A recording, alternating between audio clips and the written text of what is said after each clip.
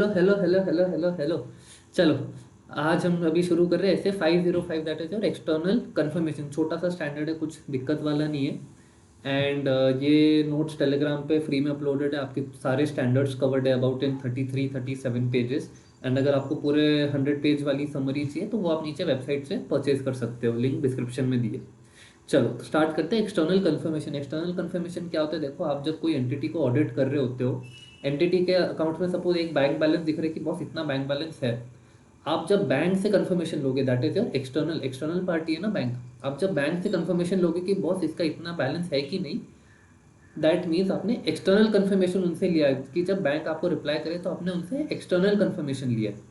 ठीक है, तो external confirmation is audit evidence obtained as a direct written response from to auditor from a third party in paper or any other form। तो ये आपका external confirmation हो जाता है। ठीक है, उसके बाद क्या टाइप्स ऑफ एक्सटर्नल कंफर्मेशन क्या है? तो एक है आपका पॉजिटिव रिक्वेस्ट एंड सेकंड है आपका नेगेटिव रिक्वेस्ट। देखो, पॉजिटिव रिक्वेस्ट क्या होता है?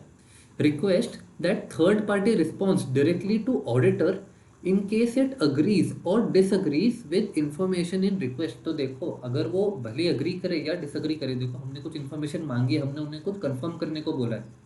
इफ दे अग्री और डिसअग्री, उनको बताना पड़ेगा ऑडिटर को, उनको रिटन में उनको रिस्पॉन्ड करना पड़ेगा कि बॉस हाँ, I agree with this information और I don't agree with this information. That is a positive request.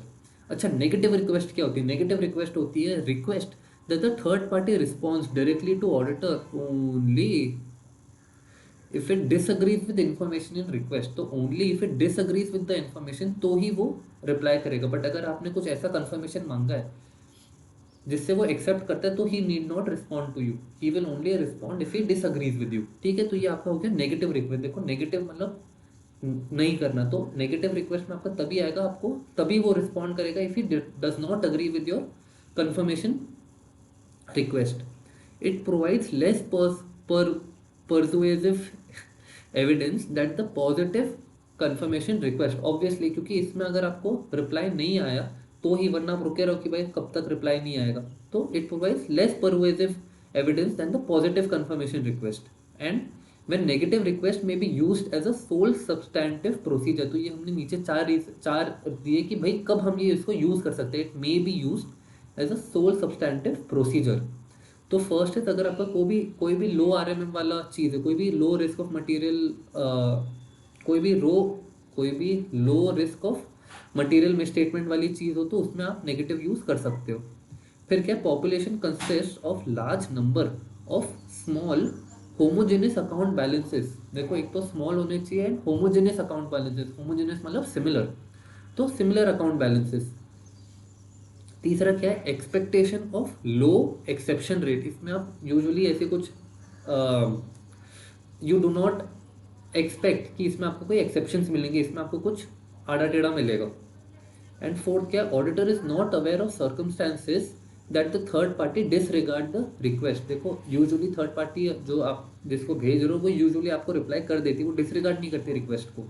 तो उस केस में आप इसको यूज़ कर सकते हो। फिर क्या, एरियाज वेयर एक्सटर्नल कंफर्मेशन में बी ऑब्टेन्ड। तो देखो, हमने जो एग्जांपल से स्टार्ट किया था, आपका bank balance and other confirmation from bankers. आपका कोई भी अकाउंट रिसीवेबल्स एंड पेएबल्स, तो इसमें आप किससे चेक करोगे? आप कस्टमर और सप्लायर से चेक करोगे कि बॉस हमारे अकाउंट्स में ये बैलेंस दिख रहा है, आपके अकाउंट्स में क्या बैलेंस दिख रहा है। तो that is your account receivables and payables. तीसरा क्या है, stock lying with third parties. Any stock lying with third parties का भी आप वेरिफिकेशन या ये एक्सटर्नल कंफर्मेशन ले सकते हो। एंड चौथा है property title deed held by third party. ठीक है, फिर क्या है, एक्सटर्नल कंफर्मेशन प्रोसीजर की बहुत इसका प्रोसेस क्या है? तो नंबर वन है आपका सबसे पहले determining information to be confirm. सबसे पहले आप ये तो ढूंढो कि बॉस मुझे क्या कंफर्म करना है, मुझे पूछना क्या है। सेकेंड है सिलेक्टिंग अप्रोप्रिएट थर्ड पार्टी, कि किससे मुझे इन्फॉर्मेशन लेनी है। सबसे पहले क्या लेना है, सेकेंड पॉइंट है किससे लेना है। थर्ड पॉइंट है डिजाइनिंग कंफर्मेशन रिक्वेस्ट। आपको डिजाइन करना पड़ेगा कि बॉस मुझे क्या पूछना है। तो सबसे पहले इधर डिटरमाइनिंग क्या पूछना है, किससे पूछना है। Third party designing confirmation request is कैसे पूछना है।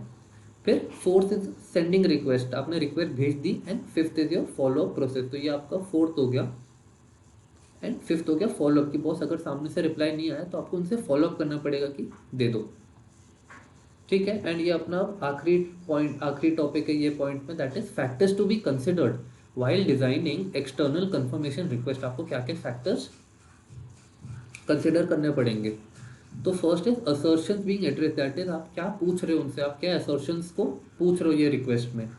सेकेंड है specific identified risk of material misstatement, आप कौन सी particular risk of material misstatement है जिसके लिए आप ये एक्सटर्नल कंफर्मेशन भेज रहे हो। थर्ड है any prior experience of audit, अगर आपको पता है कि भाई कोई एरिया में आपको झोल रहता है तो वो एरिया को आप ज़्यादा चेक करोगे, ज़्यादा डिटेल्ड आप ईसी रिक्वेस्ट बनाओगे।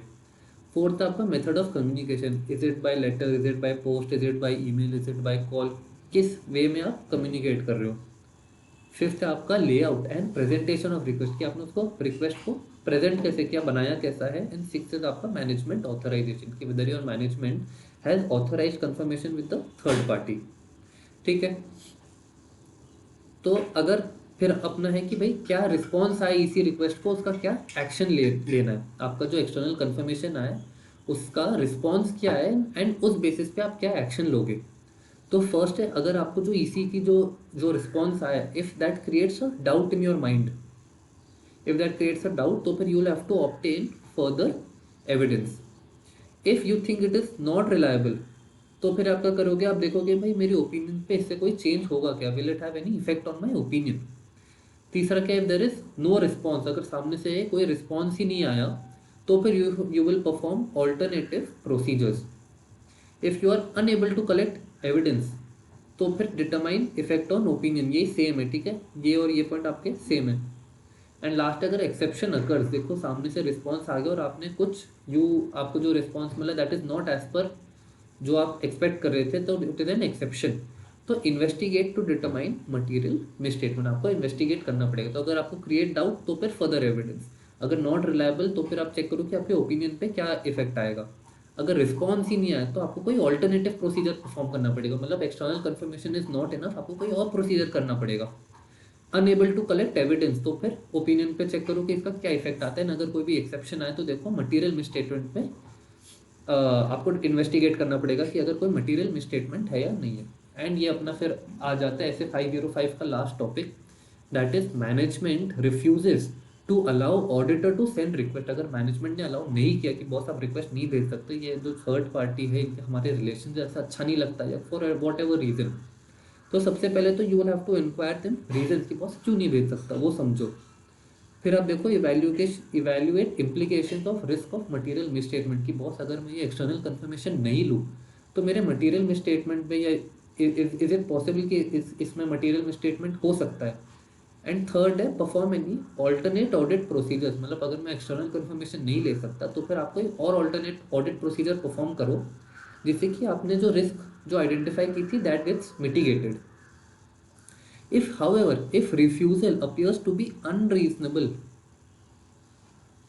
और because of this you are unable to collect audit evidence, तो फिर TCWG को communicate करो, that is as per SA 260 and determine effect on audit opinion, कि देखो अगर मेरा मैनेजमेंट ने मना कर दिया कि बॉस आप नहीं ले सकते तो फिर आप सबसे पहले TCWG को बताओ as per SA 260 एंड आप चेक करो कि बॉस इस पर मेरे ओपिनियन पे क्या फ़र्क आता है, मेरे ऑडिट जो ओपिनियन है will it affect my audit opinion, ठीक है। एंड इसी से अपना ऐसे 505 खत्म हो गया।